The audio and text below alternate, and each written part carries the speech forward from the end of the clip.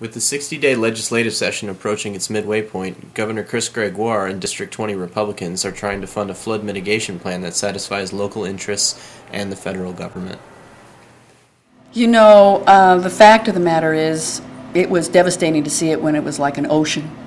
It's equally devastating to see it now, because now the waters have receded and now you see the aftermath of it. And it's heart-wrenching to see people taking their personal possessions out the back door and burning everything that they own.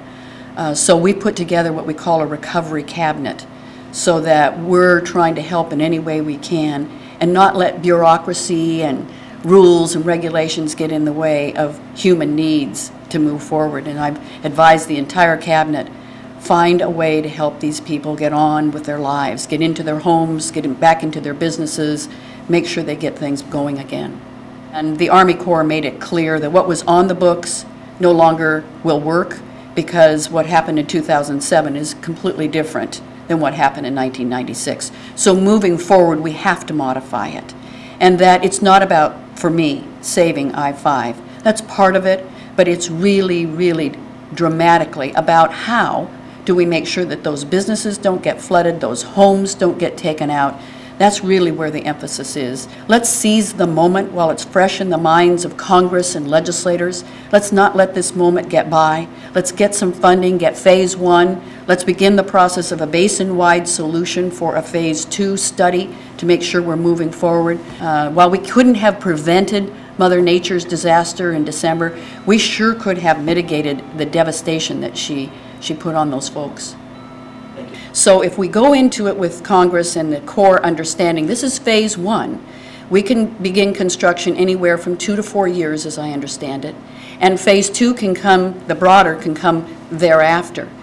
You know, we're in an election year for all these legislators. We're in an election year for governor. Now is not the time to make a natural disaster a political football. If it becomes a political football, nothing will get done. So I think we need to keep the politics out of this, do what's right by the people there, by the businesses there, by the families, and make sure that we stay above the fray of politics. Well, what I would do is clearly bring together the local government officials with the flood control district and figure out what the solutions are. Take nothing off the table.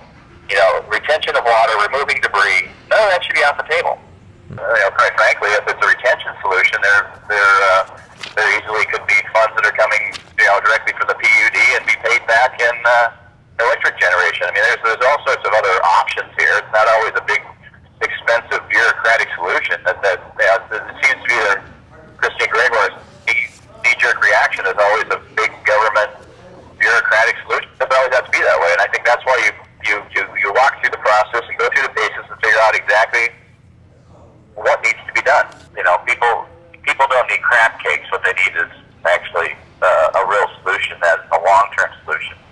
It doesn't, you know, just because they may have wasted, you know, millions of dollars on a plan that's flawed doesn't mean you should do the plan that's flawed.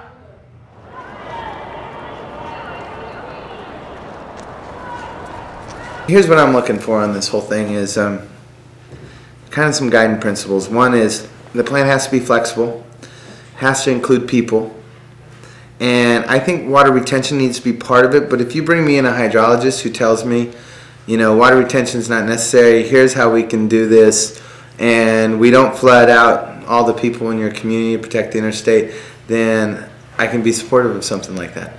Currently, I'm not getting that vibe from the Corps project.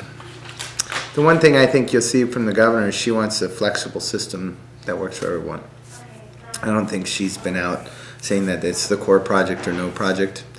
I think we haven't had anybody that's really diverged off course. I mean, I think one of the things that we've seen is whether it's the counties, the cities, or the state, everybody's trying to move to the same page. So I haven't seen any divisiveness, so it's been very good. Whether we're going to have a solution from all the stakeholder groups to say, voila, this is the final answer, I think it's pretty much up to the stakeholder groups. I don't think it's part of a political process. I don't think you can politically put a fix onto this problem. I think a water retention, Upper Chehalis water retention system is totally logical. The tribe supports it.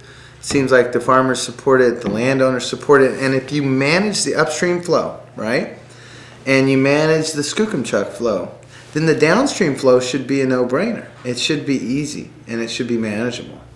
So, I even think we could probably work something that the landowners that have the land that maybe we would want, I don't know if it's warehouse or not, but could find a way to compensate them for that, to make it worthwhile. And it's a non-fish-bearing stream if you use it as an offshoot. You could generate hydroelectricity and not have any fish impact, so it would be totally green power for our community. So that's a win, too. I believe we should try to find pieces of the core plan that will fit well into the overall plan we put down for the three counties. Just don't throw the whole baby out with the bathwater concept. There may be parts of that plan in the core plan that can be integrated into the overall plan that makes sense. If it's just the core plan, I think it puts our residents and our businesses at more risk. If we just basically build the levees up, then we're basically imposing more peril for water damages and personal impacts to the communities on both sides of the highway. I'm thinking of more smaller scale type dams on the tributaries with retention ponds connected to them, which basically provide some way to retain the water and avoid it all coming forward. I think that has to be in combination with maybe some drainage, some dredging issues at some of the high spots, along with some levee protection. I think a combination of all of those flood relief efforts makes the most sense.